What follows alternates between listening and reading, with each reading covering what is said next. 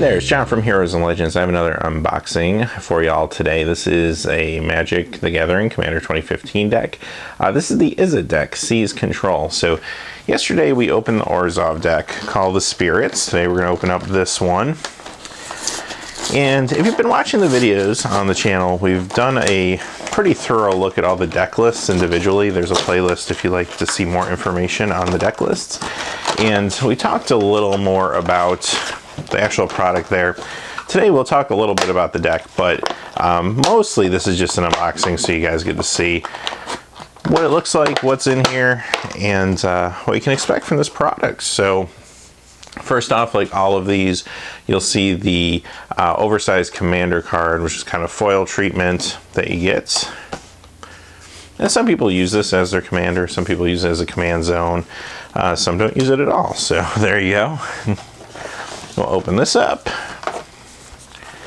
And you get a couple things in here. I mean, you get this tray. The only issue with the tray here is if you sleeve your cards, it's probably not going to be very useful, but until you put them away or maybe take apart the deck, it's kind of nice to have a place to put them until you get to that point. Get the rules card, which you always get with basically every Magic product. And then you get this insert that it kind of tells you about the deck and how it plays, and it gives you a deck list. The only thing I'm sad about is, I noticed this when I opened the last one previously, they don't tell you anymore like where the cards were originally printed, which I really kind of enjoyed. So is what it is, I guess. But the art on these is always cool, and they just have some information about the potential commanders, the new ones anyway. So there you have it.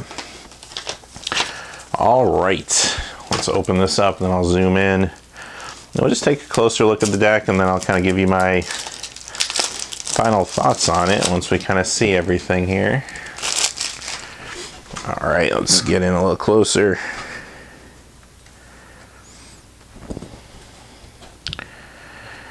But I know at the time of this video comes out now, it's going to be the weekend, so hopefully you guys had a chance to maybe pick one of these up, or maybe you're planning on picking one up. So let's go through here. First we'll look at the tokens. We got a dragon token, and you got a dragon on both sides of the token. Well, that's interesting, because you can't really play, it doesn't really matter. Is that weird to anyone else, or am I not thinking about this right? Because if there's something different on the back, then you could say, well, I have a dragon token, or I have a soldier token, or whatever. But if it's a dragon or a dragon, oh, okay. Maybe I'm overthinking that. All right, so here's an experience card for your experience counters. Those are actually pretty cool. Is it different stats? No, they're both 5/5 dragons. Okay, I'm going to forget about that now and move on. All right, so we have Lightning Rager. And there's also another one on the back. Okay. Elemental 5/5 flyer. This one has a Drake on the back. Another elemental. This one has a Drake on the back. Elemental with a Drake. Elemental with a Drake. Elemental with a Drake. Elemental with a Drake. But you see what I'm saying though? Like here, it's like if I need an elemental token, I have it. If I need a Drake token, I have it. But here it's like I don't need another side to the dragon token. I either need a dragon token or I don't. I don't know. I'm moving on. I'm getting past it. All right, elemental and a Drake. So those are your tokens. All right, let's take a look at the deck and see what we got here.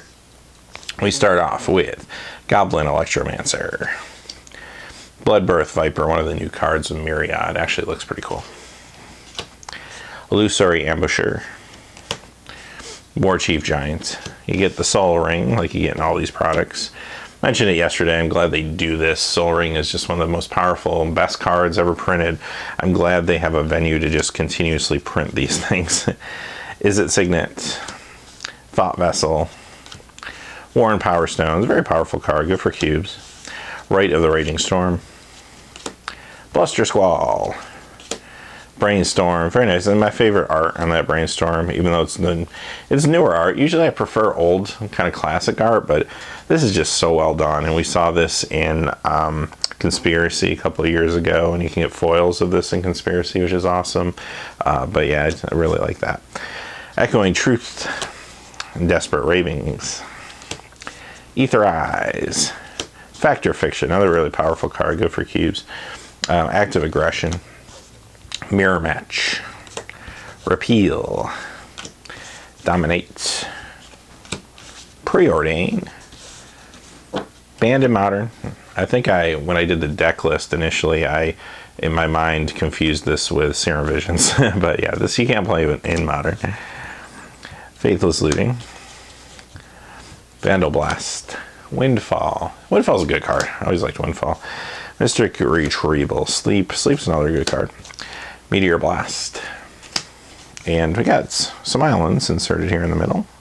Now it looks like we're getting to maybe some of our mythics and our rares.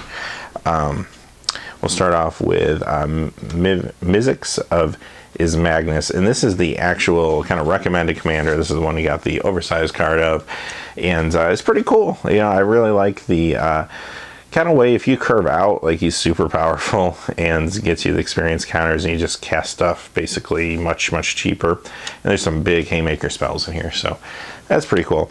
Now here is Arjun the Shifting Flame, which is another new card, but it's a optional commander. You could switch this out, make this your commander if you wanted to, and maybe even change the style of your deck a little bit, switch out some cards if you wanted to, but also a very good card.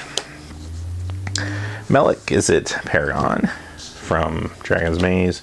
Comet Storm. I think it's funny that Comet Storm's in here after all the sadness it brought people from Modern Masters. It was really probably the only mythic in Modern Masters 2015 that was just not very exciting to open at all.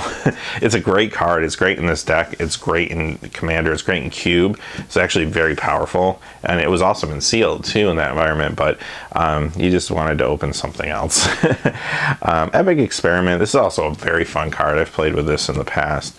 I really like this card too, Gigantoplasm. It's a new card. Seal of the Guild pack. There's real nice. Awaken the Sky Tyrant. Mystic Confluence. Oops, skipped one. Ether Snatch. Mizzix Mastery. This one's strong. Out of all the cards in these, this would be one that I would think might be able to see some Storm play in Legacy. I don't know. We'll have to keep an eye on it, but it's interesting anyway. Jace's Archivist. Tolran Sky Summoner, very powerful. Psychosis Crawler. Lone Revenant. Charbelcher Devils. Ethereum Horn Sorcerer. Dragon Mage. This actually has not been reprinted since it was originally printed in Scourge, which was a long time ago, and I really like this card. Basically, it's a 5/5 flyer, and every time you deal combat damage, you basically have to, everybody has to Wheel of Fortune, so it's a real interesting card. Thought Reflection. Counterflux. Urza's Rage.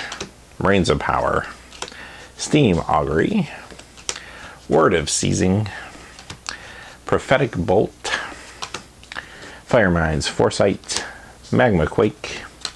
Stroke of Genius. Another real good card. A real strong card. Blue Sun Zenith.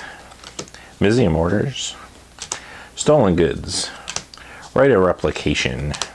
Chain Reaction. Call the Skybreaker. Blatant Thievery. Spine Rock Knoll. And looks like we're kind of back into some basics here. We got some more basic lands, some islands this time.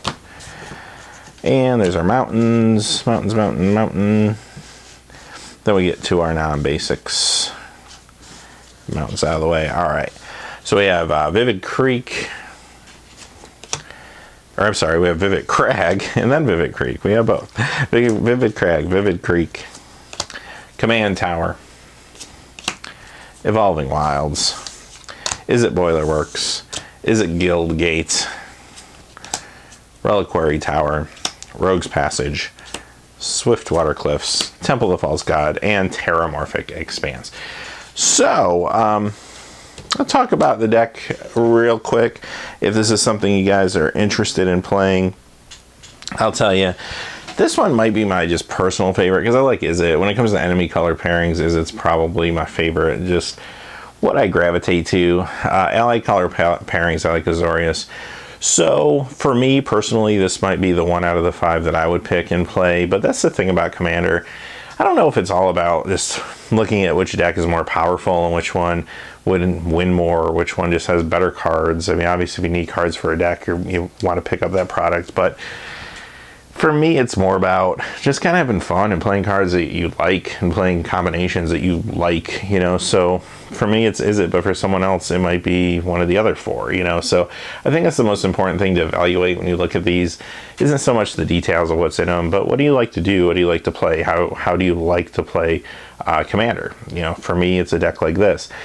A couple other things about this deck. Seems pretty powerful. You're drawing a lot of cards, and that's always powerful. This and Swell the Host, which is the Simic deck, both have tons of card draw in them. So that's something to think about. Card draw is always beneficial. Although in a multiplayer game, sometimes it does make you the target because players know how powerful card draw is. You start going through half your deck, people are going to take notice. So that's kind of the check and balance that's there. Other than that, I think it's a pretty cool deck.